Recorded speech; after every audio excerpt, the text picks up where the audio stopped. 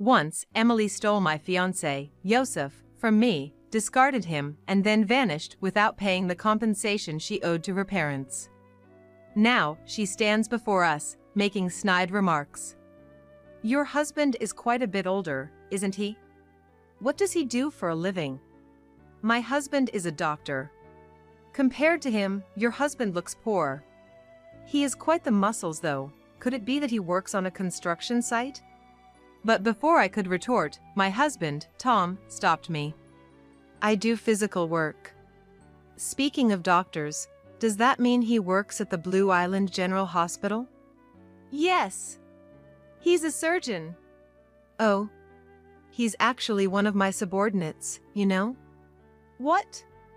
The surgeon at Blue Island General Hospital, Ken, right? I believe his specialty is orthopedics. What, really? Yes, pleased to meet you. I'm the chief of surgery at the General Hospital, Tom. After encountering Emily and getting into the car to go home, I burst into tears, and Tom asked me. I've been thinking a bit. Tell me, Mary, how do you want to deal with her going forward? Deal with her? That's impossible, obviously. Just thinking about it makes me feel suffocated.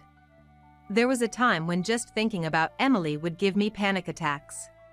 Yeah, I understood that you really don't want to be anywhere near that woman. So, I have an idea.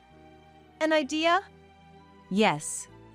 A way to ensure that a woman never appears before you again. My name is Mary. A 32-year-old homemaker. Currently, I live a peaceful and enjoyable life with my husband, Tom, who is 12 years older than me, and our 3-year-old son. Tom is incredibly busy with his work, something he takes great pride in. I find fulfillment in supporting him and our family. It's somewhat rare these days for someone to dedicate themselves to homemaking as I do. At least, that's what my parents have told me. We are truly a happy family now. But getting here wasn't without its hardships. You see, I once experienced a great betrayal by someone I thought was my best friend. Emily, who I met in college and shared the same major with, was my friend. No, my best friend. Coming to a metropolitan university, I was a bit intimidated, but Emily reached out to me. She was bright, flashy, and always on the move, and I was amazed yet followed her lead. For someone as plain and serious as I had been through high school, she opened up a whole new world for me. And our relationship continued even after we graduated. We both found jobs in companies within the city and would often meet up for meals whenever we had time. Eventually, I met Yosef, a young man working in sales at a manufacturer that did business with the trading company I worked for. As a clerk, I started getting invited out by him, and our relationship developed from there. Honestly, having had little experience with men before, I was over the moon. Things progressed quickly, and after a year of dating, we got engaged when I was 26. I must have been quite smitten at the time. You've been neglecting our friendship, haven't you? Emily would sometimes say, noticing the change. Well, it's not like I could split myself into two. It was only natural that I started spending more holidays with Yosef. Do you have something to hide from me? Not hiding anything, but... Emily had never introduced someone she was dating to me either. So, I thought friendship and romantic relationships were separate. We were planning our wedding together, so naturally, my time was taken up by him. I can't say I didn't want to surprise Emily by not telling her. Or rather, I was embarrassed. Introducing him to Emily, who could easily talk and hang out with any guy, felt daunting. I was scared of how she would see him through her eyes. But as the wedding drew closer, I thought it would be okay. I have someone I want you to meet, I told Emily, introducing her to Yosef. Oh my! You're being secretive, Mary. Keeping things from your best friend? That's cold. Emily slapped my back with a full-faced smile. But that turned out to be a mistake. When the wedding reservation and preparations were almost settled, he suddenly came to my parents' house and said, I'm sorry, Mary. I can't marry you. When I asked why, he said, "Emily is pregnant." I couldn't understand what he meant right away. After that, it was a mess. Whether Emily was really pregnant didn't matter anymore. He called off the wedding when it was just around the corner. "I'm terribly sorry." Instead of me, who was in shock, my father, almost furious, started berating him. It would have been worse if my mother hadn't stopped him. The wedding was cancelled. While I was helpless, my parents, furious that he did this to our only daughter, demanded he pay the full cancellation fee. They also demanded compensation from Emily. He acknowledged his fault and paid what he owed, and apologized sincerely. My memory of that time isn't clear. I was in shock, seemingly escaping reality. So, learning later that Emily had skipped town without apologizing or paying compensation was another blow. It turns out she wasn't actually pregnant, according to a letter left behind. The lie and her disappearance hit me hard again. What was she thinking? Emily's parents were also furious. When this rumor spread among my college friends, I received another shock. "I didn't say anything because you didn't notice, but Emily has been taking and discarding guys you liked, one after another." That was news to me. Why would she do that? I don't know. Even though Emily was popular in her own right, whenever someone showed interest in you, she'd make them date her instead. Maybe she was jealous when guys approached you instead of her? But we were best friends. Were you? I was stunned. Back then, it looked more like you were following Emily around. That's what everyone thought Emily intended. Honestly, those words hit me hard. Not only that Emily thought that way, but that I hadn't noticed it at all, and my lack of judgment when it came to men. On top of that shock, the gaze of the woman who was stolen just before her wedding at work made me mentally exhausted. I eventually quit my job and spent some time recovering at my parents' house. After settling down, I started job hunting again at 28 and began dating activities on my parents' suggestion. Having lost confidence in my judgment, I felt more trustworthy of the matchmaker profiles sent by my relatives. Among them, I met Tom. He was too busy with work to even think about women, and by the time he realized it, he was this age. Given he was turning 40, his surroundings were worried and arranged a meeting for him. I decided to marry him because he honestly expressed that work is work, and I might neglect home sometimes. Considering my past failure, we only informed close family and senior work colleagues about the wedding. The following year, I was supposed to take maternity leave, but at that time, Tom was headhunted by a different workplace in another regional city, leading to our move. Though I felt bad for the workplace I hadn't been at for long, everyone sent us off kindly. And so, our new life as a family of 3 began in a new place. Wow! Could it be, Mary? One day, out of the blue, Emily appeared right in front of me. That day, we were shopping at the mall as a family of 3. Our main goal was the home improvement center. Since moving here, we've been gradually working on our new home's interior ourselves. DIY has always been a hobby of mine. Tom's new job came with a higher position and, thankfully, less irregular hours. Now, he occasionally helps with picking up heavy items. Well, at the moment, he's giving our son, Henry, a shoulder ride. But in that mall, what were the odds? Emily? Long time no see. Wow, you got married. Yeah, but Emily, you're in this town. Yeah, I moved here for my husband's job. So, this man is your current husband, huh? Emily looked us up and down. Then, in a snide tone to Tom, he's quite a bit older, isn't he? Tom simply replied, yes, well, I tend to get caught up in my work. Mary's friend, are you? Yes, I'm Emily. But speaking of work, what do you do? Emily! Isn't that a bit forward? Oh, Mary, are you still mad about it? It's not about that. My husband is a doctor. Compared to him, your husband looks poor. He's got quite the muscles, though. Does he work on a construction site? She was clearly judging by appearances alone. That kind of remark. But before I could argue back, Tom intervened. Yes, I do physical work. By the way, does that mean your husband works at the Blue Island General Hospital? Yes. He's a surgeon. Oh. He's actually one of my subordinates, you know? What? The surgeon at Blue Island General Hospital, Ken, right? What, really? Oh, I forgot to introduce myself. I'm the chief of surgery at the General Hospital, Tom. Tom? The one who was headhunted here last year? What a coincidence, Tom said with a gentle smile. Yes. Suddenly, Emily's attitude changed. Looking back, this kind of behavior was nothing new. I just hadn't noticed before. I'm so sorry. I didn't realize because of your casual attire. No problem, casual clothes are just that. I tightly gripped the hem of the work clothes Tom was wearing at the moment. What's wrong, Mary? Let's go home.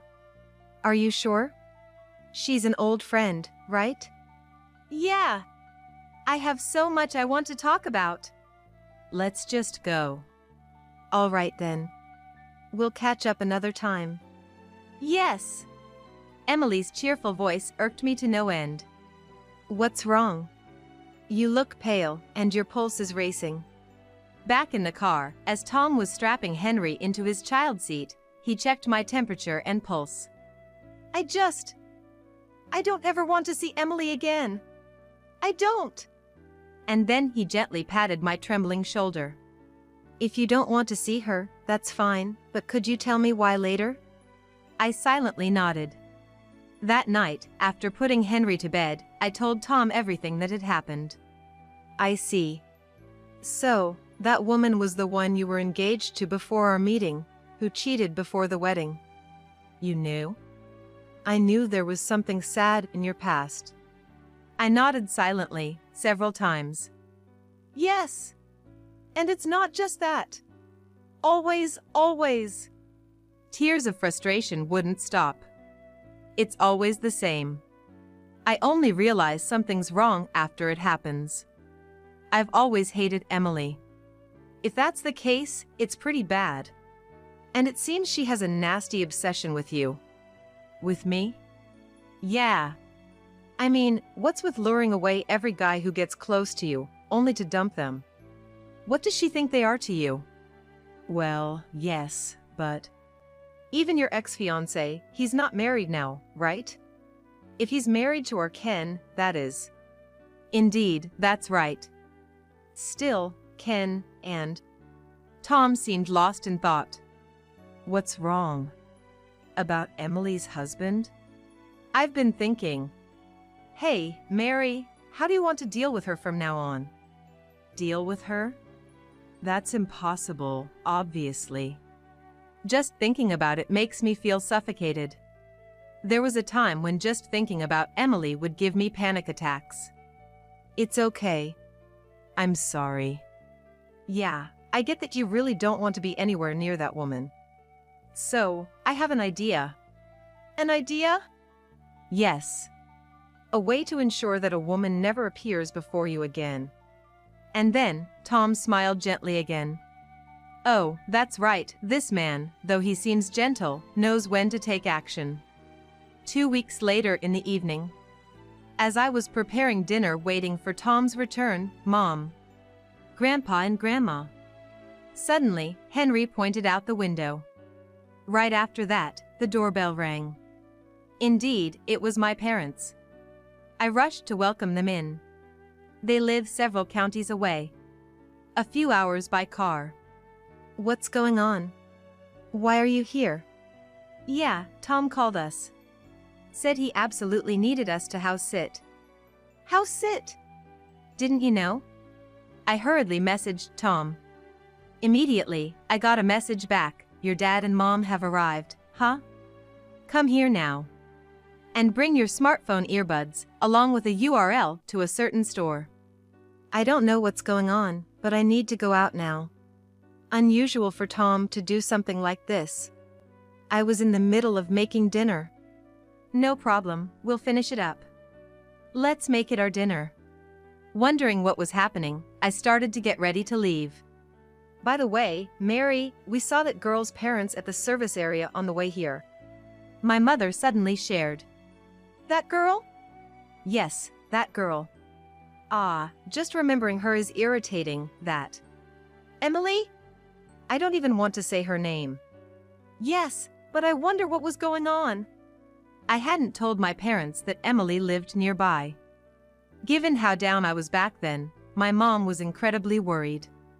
And the things she said about Emily's parents were harsh. Honestly, I never thought my mom could speak so harshly. Given that history, I thought it best not to mention Emily over the phone, to avoid stirring up trouble. I'll be going then. I got into the car and headed to the restaurant Tom had indicated. It was a cozy, nice-looking restaurant. According to the store's URL, the dinner seemed reasonably priced. Was Tom waiting here for me? As I got out of the car, noticing several parked vehicles as the evening deepened, I received another message. Put on the earbuds and come inside. Wondering what this was about, I entered. A waiter guided me to a two-person table. A man in black, wearing sunglasses, was sitting across an empty seat. Leaning forward with his elbows on the table, hands over his mouth, looking very solemn. He emitted an unapproachable aura. My companion hasn't arrived yet. As I started to tell the waiter bringing water and offering a menu, he put a finger to his lips and subtly pointed across the Erica palms to a seat directly opposite. There was Tom. There were several dishes on the table, probably an early dinner. Tom was sitting across from a woman. I nodded to the waiter and ordered something light enough not to be out of place on the table. Then my phone vibrated in my bag. Startled, I checked it and saw it was from Tom. I hurriedly connected the earbuds to my smartphone and put them in my ears. Then I heard, Ken is a good doctor. A plastic surgeon. But Dr. Tom is much more amazing, isn't he? The voice of a woman with her back turned jumped into my ears. It was Emily. Startled, I switched to recording mode. Tom was deliberately letting me listen. Since then, I've had Ken tell me a bit about you. Is that so? I was amazed. I mean, you've handled many difficult surgeries domestically, right? I heard he has thousands of surgical achievements over 10 years. Well, it's my job. That's incredible. Emily's tone had changed completely from the other day. And you researched that thoroughly, huh? Actually, I heard it from Ken. When I mentioned meeting you by chance the other day. At that moment, the man in black loosened his crossed hands, slightly lifted his hips, and then sat back down. I noticed he too had earbuds in. It must have been a surprise to suddenly reunite with an old friend. Yes, but meeting you was the highlight for me. Shouldn't an old friend be more important? No, I felt bad for speaking so disparagingly about you before, and I was sorry. Emily continued in a tone as if she might bite her tongue. I didn't know. She never spoke like this when she was with me during our student days. So, this was how she acted around men. And Yosef too had seen this side of her. Which means... Anyway, are you satisfied with your marriage to Mary? I am satisfied, but why do you ask? Isn't it boring being with Mary? Why would you say that? Because she was abandoned by her fiancé back then. Mary is a great wife. Too good for someone like me. But she's plain, isn't she? What are you trying to say? Actually, since we talked the other day, I've fallen for your calm demeanor and presence. I think I can do much more for you than Mary could. The man in black's hands on the table began to tremble visibly. So, this man is indeed. Oh, for me? What do you mean by that? Well, you must be invited to parties and such, right? Having a plain wife like Mary at such events might be embarrassing, right? Those occasions need someone a bit more, well, like me. So you wouldn't be embarrassed? Yes. So you're suggesting you want to switch from Ken to me? What? No, that sounds terrible when you put it that way. Then what do you mean? I'm a bit dense when it comes to these things. Making a woman say it outright? Didn't I tell you, it was love at first sight? Ken is a promising man. You should stick with him, not an old man like me. Age doesn't matter. Actually, I've been disappointed with him. That was when it happened. The man in black started to stand up. I hurried over to him. The man in black, likely Ken. I silently looked at him and showed my smartphone, still connected to the earbuds. Ken looked startled and sat back down.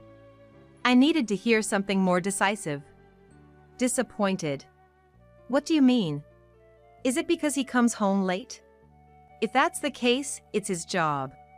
Unfortunately, patients and diseases don't wait. No, it's not that. Whether he comes home late or not, that's not the issue. Then what is it? His salary. Given his age and career, it's normal. Young professionals are like that. But he's a doctor. So?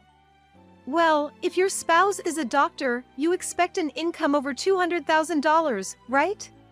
I believe he makes around $140,000 as it is. When we got married, his salary was even less, and I was disappointed, given my expectations, and he goes off to conferences and such without taking me along. So, with me, you think it would be different? I'm not after your money. That's why I keep saying it was love at first sight. Meaning? I want to be with you.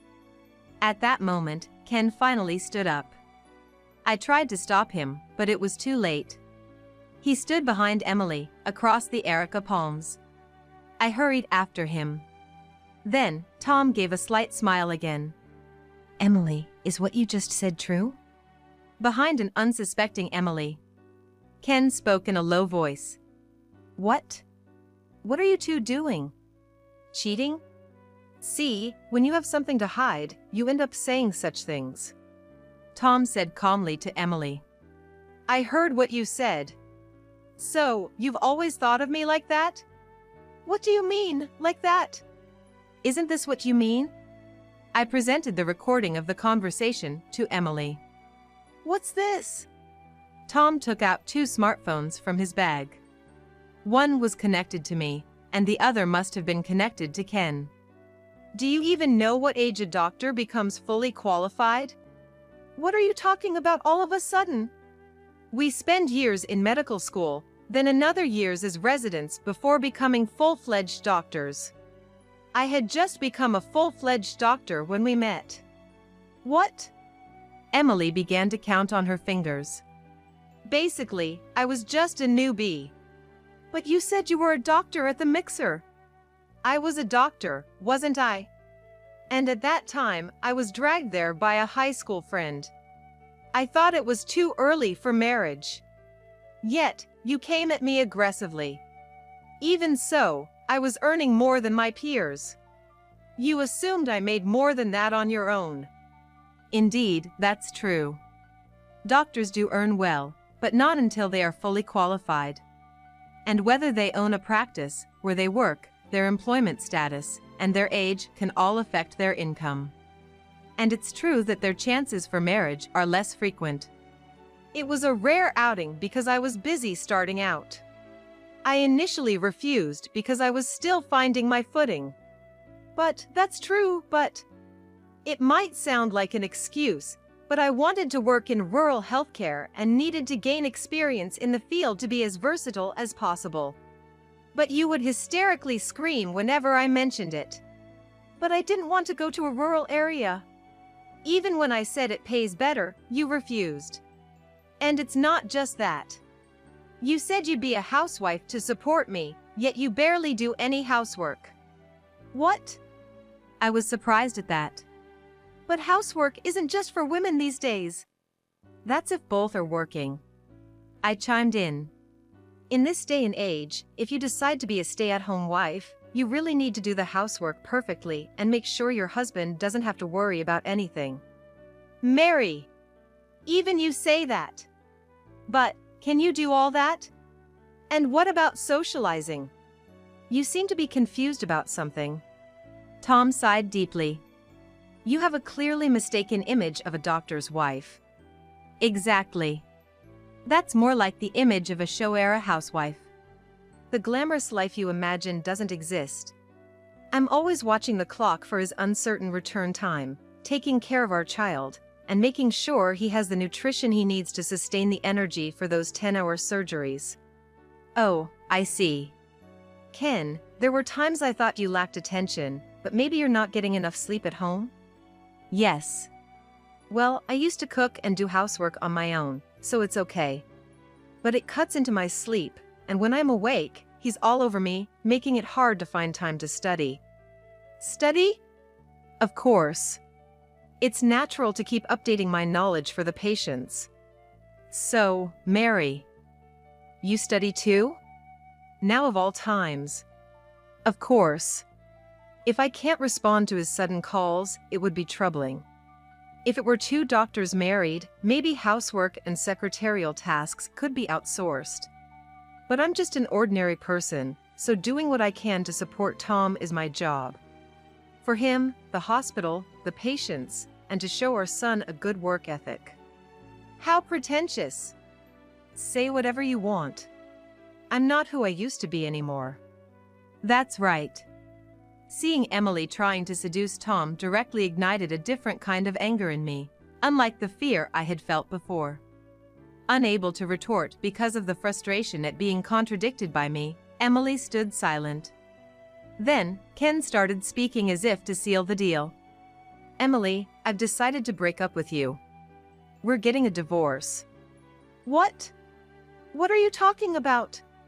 Being with you, I can't become the doctor I want to be. And let me ask again, do you have any intention of following me to a rural area? No way! I don't want to go to such places. I see. But I want to go.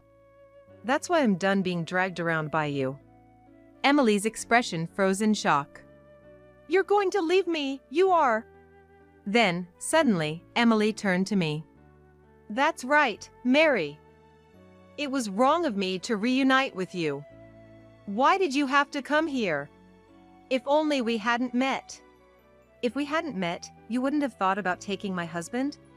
You haven't changed at all since college. What? How dare you? Watching her, I gradually realized that Emily's existence evoked more pity than fear in me. Why have you always taken and discarded my boyfriends or those who could have been? Because I hated you, the plain and good girl. So, you put so much effort into someone you hate just because of that? You ended up running away from home because of what happened with Yosef. That's right. Her actions were indeed strange.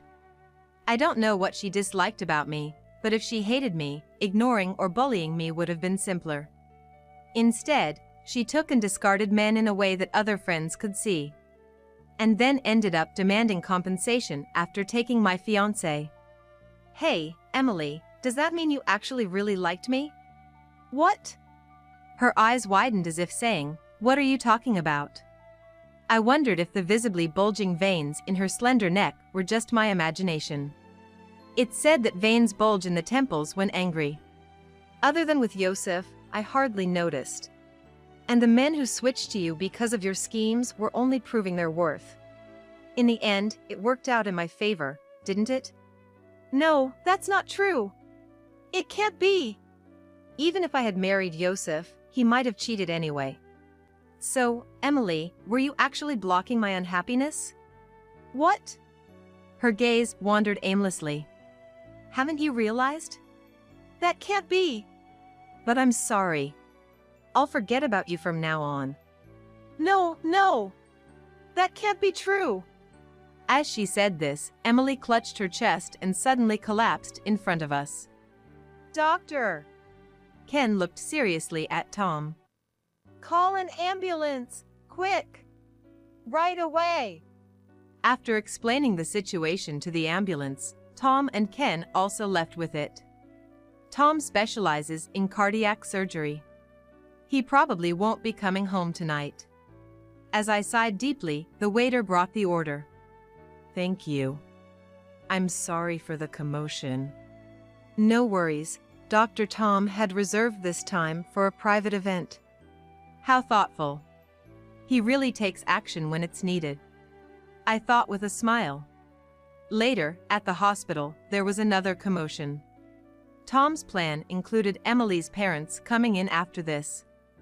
Emily had only informed them of her marriage, but had never introduced Ken to them. Perhaps the timing had prevented interstate travel.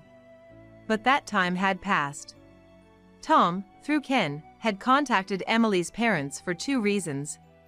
Potential trouble with men and Emily's health issues Tom had noticed from the start. Tom seems to have had doubts about the way the veins in the right side of her neck bulged from the first time they met. Indeed, Emily was found to have a cardiac condition. Early intervention saved her life, but she required some hospitalization. Her parents, upon arriving, decided to take her home. Emily was shaken by the divorce, the sudden discovery of her illness, and being called out by me. She seemed quite shaken by those 3 things. No, I don't want to go back home. Emily resisted her parents, but they insisted, you need to repay us for the compensation we fronted on your behalf. But her father's stern anger about the compensation she owed left her powerless. The divorce led to mediation, where misuse of Ken's savings was brought up, increasing the amount owed by her parents. Dragged back home, Emily was now under her parents' watchful eyes, unable to escape. Working off her debt. For someone as carefree as Emily, this must be unbearable. Oh, there's a message from Ken. Today is the weekend. Tom has taken a half-day off from work, so for the first time in a while, we've come to a park with a large grassy area as a family of 3. Despite the continuing cold days, Henry, dressed warmly, is running around on the grass, laughing. Looking energetic, isn't he? Sitting side by side on a bench with a view of Henry, we take turns looking at an email. Look at this photo. In the photo, Ken is participating in a festival, smiling together with the locals. A stark contrast to his previously troubled expression. That's good to hear. You won't be troubled by the past anymore. Truly. Half of it was the fear I had conjured up myself. It seems to have vanished somewhere after facing Emily. Daddy! Henry waves at us enthusiastically. All right, here I come. Tom dashes off after him. And I watch the 2 of them. Now and in the future too.